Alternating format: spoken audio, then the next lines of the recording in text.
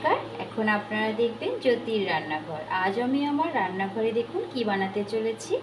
এখন আমি এখানে একটা পাত্রতে নিয়ে নিচ্ছি মোটামুটি এই চামচটার 4 চামচ পরিমাণে ময়দা। 4 চামচ না, সরি 5 চামচ পরিমাণে ময়দা।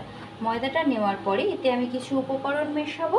দেখুন নিয়েছি একটুখানি পরিমাণে নুন, সামান্য একটু চিনি আর কালো জিরে। এটা সবটা এতে আমি দিয়ে দেবো এইটুকুনি পরিমাণে বেকিং পাউডার। এটা কিন্তু বেকিং পাউডার, বেকিং সোডা নয়। সমস্ত উপকরণগুলিকে হাতের সাহায্যে ভালো করে আমি এখানে মিশিয়ে দেব, যাতে প্রত্যেকটা জিনিস ময়দার সাথে মিশে যায়। এবারে একটুখানি মাঝখানটা ফাঁকা করে দিয়ে দেব এখানে কিছুটা পরিমাণে সাদা তেল। সাদা তেলটা একটু বেশি পরিমাণেই দিতে হবে। এবারে এটা আমি ভালোভাবে ময়ানটা এর সাথে খুব সুন্দর করে হাতের সাহায্যে ডলে ডলে ঠিক এইভাবে মিশিয়ে নেব। দেখুন যাতে ময়দার সাথে খুব সুন্দর করে মিশে যায়। আপনারা যদি ভিডিওটি স্কিপ না করে দেখেন অবশ্যই বুঝতে পারবেন আজ আমি আমার রান্নাঘরে সকলের প্রিয় একটি খাবার বানাতে চলেছি, যা চা হতে হতে এটা রেডি হয়ে যাবে। এখানে আমি নিয়েছি আগের থেকে এটা তেলের বোতলটা নিয়েছি গরম জল ছোট্ট গ্লাসে করে। দেখুন ময়ানটা কত সুন্দর হয়েছে। হাতে নিলে মুঠ করলে ঠিক এই রকম ধরনের হয়ে যাবে। এবারে খুব ভালোভাবে জল দিয়ে যেইভাবে আমরা আটা মাখি বা ময়দা মাখি সেই রকমভাবে মেখে নিতে হবে। আপনারা এই খাবারটি চাইলে কিন্তু আপনারা আটার সাহায্যেও করতে পারেন। এবারে আমি খুব ভালোভাবে এটা মেখে নেব। দেখুন আমি একটা এখানে ভীষণ সুন্দর সফট একটা ডো তৈরি করে নিয়েছি। এইভাবে আপনারা হয়তো এতক্ষণে বুঝতেই পারছেন আমি এখানে কি করতে চলেছি। আজ আমি বানাবো কুচো নিমকি, যা আমাদের সকলেরই অত্যন্ত প্রিয়। দেখুন ময়দাটা কত সুন্দর মাখা হয়েছে একদম। এইভাবে আমি এবার এটা কিছুক্ষণের জন্য রেস্টিং টাইমে রেখে দেবো 5 থেকে 7 মিনিট পর্যন্ত। ঢাকা দিয়ে রেখেছিলাম। দেখুন আরও সুন্দর এটা নরম হয়ে গেছে। এই সময় আর একবার একটুখানি ঠেসে নেব ভালোভাবে। এইবারে এটা আমি লেচিটা কাটবো। দেখুন আমি আমার রুটি বেলার যে পাটাটা সেটা নিয়ে নিয়েছি। এবার এটা একটু এরকম ঠিক লম্বা মতন করে নিয়ে আমি ঠিক এতটুকু পরিমাণে লেচিটা নেব। একটু মোটা মোটা ধরনেরই নিতে হবে, দেখে হয়তো বুঝতে পারছেন। এটাকে আমি ঠিক 4টে খণ্ড করব। দেখুন 4টে ভাগে এইভাবে আমি নিয়ে নিলাম। 4 ভাগ হয়েছে। এইবারে আমি দেখুন সামান্য একটুখানি ময়দার গুঁড়ি দিয়ে যেইভাবে আমরা রুটি বেলি সেইভাবে একটা গোলভাবে বেলে নেব। খুব সুন্দর করে এটা বেলবেন, একটু আস্তে আস্তে করলে পরে জিনিসটাও ভীষণ ভালো হবে আর এটা খেতেও ভীষণ সুস্বাদু হয়। আপনারা গ্যাসে কড়াইতে তেল বসিয়ে দিয়েও আপনারা এইদিকে এটা রেডি করে নিতে পারবেন। বাড়িতে চটজলদি কোনো লোকজন আসলে পরে সেই সময়তেও আপনারা এই জিনিসটা বানিয়ে নিতে পারবেন। আর খেতে তো ভীষণ সুস্বাদু হয়। সম্পূর্ণ এটা বেলে নিয়েছি। এবারে ঠিক এরকম একটা ছুরির সাহায্যে ধীরে ধীরে এরকমভাবে কেটে নিতে হবে। আপনারা চাইলে এটা একটু ছোট বড়ও করতে পারেন, আপনারা চাইলে এটা আরও কুচো নিমকিও বানাতে পারেন। হাতটা রেখে ঠিক ধীরে সুস্থে এরকমভাবে কাটতে হবে, তাহলে পরে কি এটা খারাপ হয়ে যাবে না বা তেরা বেঁকা হয়ে যাবে না। দেখুন এইবারে ঠিক এই রকমভাবে স্কোয়ার শেপে নিমকির মতন করে কেটে নিতে হবে। এই যে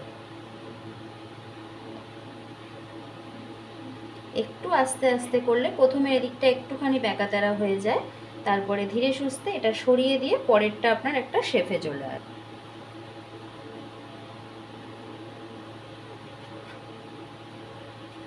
দেখুন সম্পূর্ণ এটা নিমকির শেপে চলে আসছে।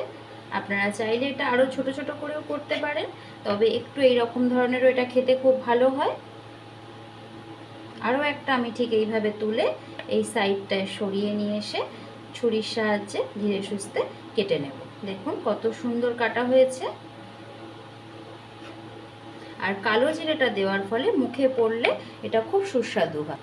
এবার এই বাকি পার্টগুলো আমি ঠিক ধীরে সুস্থে ছুরির সাহায্যে এরকম করে কেটে নেব। আপনারা অনেকেই হয়তো এটা বাড়িতে বানিয়ে থাকেন। আমার চ্যানেলে যেহেতু এটা আমি নতুন বানাচ্ছি, দয়া করে একটু দেখবেন। আর যদি ভালো লাগে লাইক দেবেন, কমেন্ট করবেন। আর পরবর্তী যদি আপনারা আমার চ্যানেলে কোনো রকম রান্নার কোনো ভিডিও দেখতে চান আমাকে অবশ্যই কমেন্ট বক্সে জানাবেন, আমি সেটা করে দেখাবো। গ্যাসে দেখুন আমি তেল গরম করতে বসিয়ে দিয়েছি।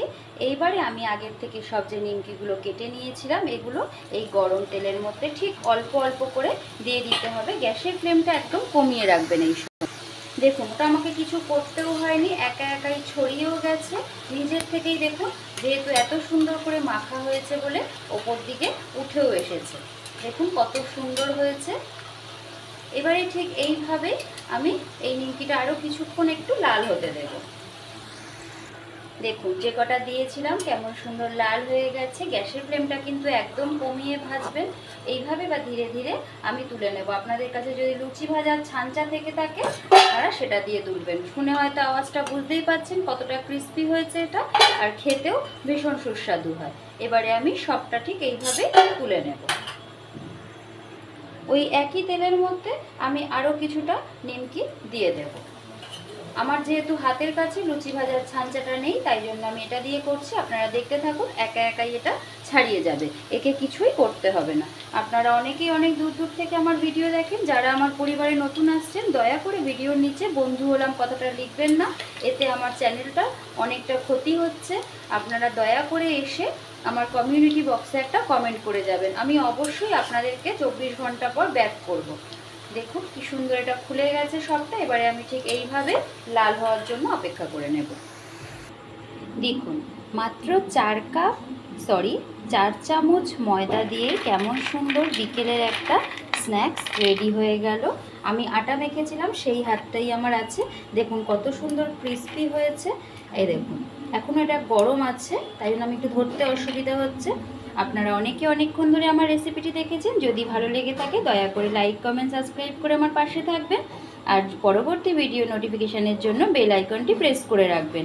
আপনাদের সকলকে জ্যোতির রান্নাঘরের তরফ থেকে অসংখ্য ধন্যবাদ। ভালো থাকবেন, সুস্থ থাকবেন।